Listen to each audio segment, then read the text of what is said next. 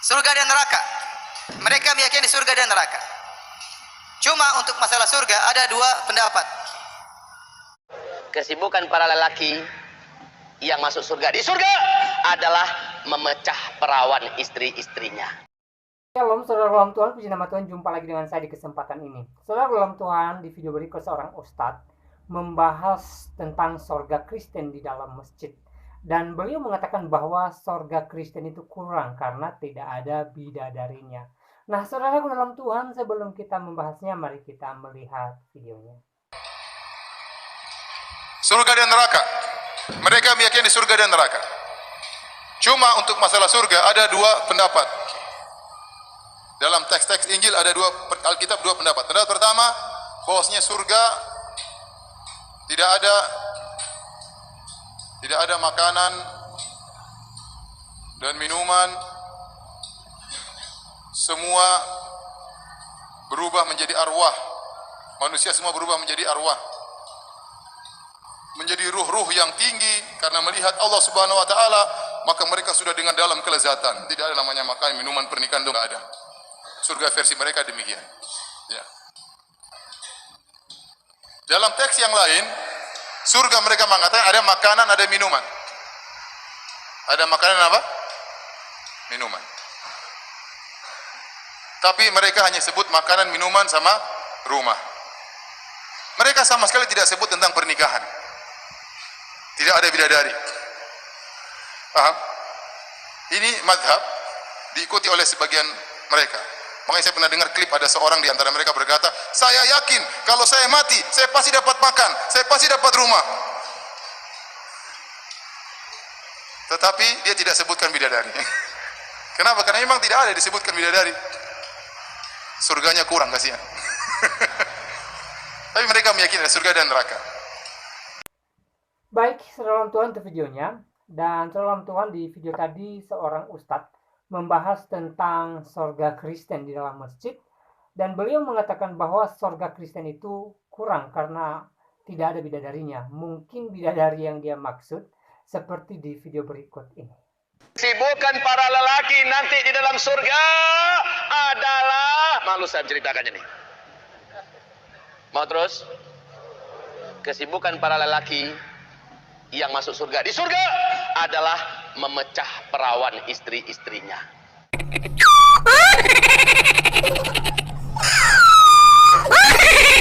Perawan terus. Habis malam pertama dapatkan perawan istri, selesai dia perawan lagi. Gitu. Serius, Pak. Kalau laki-laki masuk surga dikasih bidadari 7 orang. Bagaimana dengan wanita?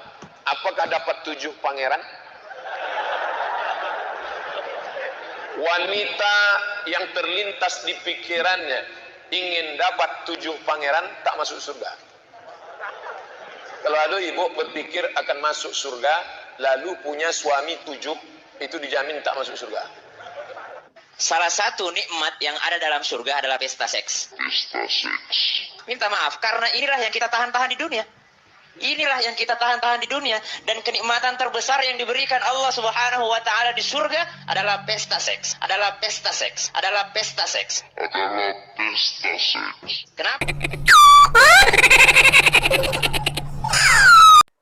Baik, saudara Tuhan, itu videonya kita sudah simak ya, yang dipesankan di video tadi, di mana di video awal seorang ustadz membahas sorga Kristen di dalam masjid. Dan saudara Tuhan, lucunya dia berkata bahwa sorga Kristen itu kurang karena tidak ada bidadarinya. Nah, saudara Tuhan, mungkin dia membandingkan antara sorga Kristen dengan sorganya dia gitu loh. Jadi sebenarnya tidak boleh. Karena setiap agama itu punya keyakinan masing-masing, punya model sorga masing-masing gitu loh. Kalau di dalam Kristen sendiri, ya, sorga itu adalah tempat di mana orang kudus berjumpa dengan Tuhan, dan orang kudus berada di sorga selama-lamanya tanpa batas waktu. Dan sorga Kristen menurut Alkitab, ya, tidak ada lagi istilah makan dan minum, tidak ada lagi haus dan lapar, tidak ada lagi susah, tidak ada lagi ratap tangis, tidak ada lagi hal-hal dunia ini, saudara dalam Tuhan. Bahkan tidak tidak ada lagi yang namanya hubungan suami istri, ya. Tidak ada lagi bidadari di surganya Kristen. Ya, wajar saja kalau Ustadz tadi mengatakan surga Kristen itu kurang karena tidak ada bidadari. Ya, memang itu benar. Surga Kristen tidak ada yang namanya bidadari. Jadi setiap orang Kristen jangan berharap setelah meninggalkan dunia ini maka kamu akan masuk surga di mana kamu berjumpa dengan bidadari. Tidak ada, saudara dalam Tuhan. Ya. Di dalam surga, ya, kita berjumpa dengan Tuhan. Itu ditulis dalam firman Tuhan. Dan pekerjaan orang Kristen atau orang kudus yang masuk dalam kerajaan surga adalah memuji dan memuliakan Tuhan siang dan malam. Saudara dalam Tuhan, ya, orang Kristen yang masuk di dalam kerajaan surga kelak akan bersama-sama dengan kekudusan Tuhan. Ya, akan bersama-sama di dalam kemuliaan Tuhan tanpa hal-hal duniawi. Ya. Makanya selama kita hidup di dunia ini, Tuhan memberikan kesempatan kepada kita untuk menikmati hal-hal dunia ini, saudara dalam Tuhan. Ya. Dan juga selama kita hidup di dunia ini dan juga selama kita menikmati kenikmatan dunia ini, kita tidak boleh lupa dengan Tuhan. Kita tidak boleh lupa memuliakan Tuhan dan kita tidak boleh lupa bersyukur kepada Tuhan. Karena segala sesuatu yang kita miliki berasal daripada Tuhan. Ya, semua anugerah Tuhan, saudara dalam Tuhan. Ya, jadi sebagai ucapan syukur kita selama kita hidup di dunia ini, yaitu melakukan hal-hal yang memuliakan Tuhan dan juga menjadi berkat bagi sesama kita, saudara dalam Tuhan. Ya, kita hidup di dalam kasih sebagaimana Yesus Kristus pesankan di dalam Alkitab. Ya, supaya kita mengasihi Tuhan dan mengasihi sesama kita, manusia. Karena setelah kita meninggalkan dunia ini, ya, kita tidak lagi hidup seperti di dunia ini, tetapi kita bersama-sama dengan Tuhan, kita bersama-sama di dalam kemuliaan Tuhan, dan yang ada adalah sukacita, kebahagiaan, dan di sana tidak ada lagi haus, lapar, dan hal-hal yang kita alami di dunia ini. Ya. Jadi berbeda antara surganya Ustadz tadi dengan surga Kristen. Ya. Saya tidak mau membahas surga Ustadz tadi. Terserah dia mau bilang apa tentang surga Kristen. Tapi intinya, ya, apa yang dia katakan saya katakan benar sekali, bahwa di surga Kristen tidak ada yang namanya bidadari. Ya. Jadi Kristen jangan bermimpi nanti setelah meninggalkan dunia ini mungkin berjumpa bidadari gitu loh. Jangan, ya, jangan berharap. Ya, itu bukan model surganya Kristen dan itu tidak tertulis dalam Alkitab. Ya, saudara dalam Tuhan, pesan kita pastinya kepada Ustadz tadi, kalau mau membuat satu pembahasan harusnya membahas tentang yang berkaitan dengan agamamu sendiri. Ya, jangan membahas agama orang lain di dalam masjid. Jangan membahas agama Kristen di dalam masjid.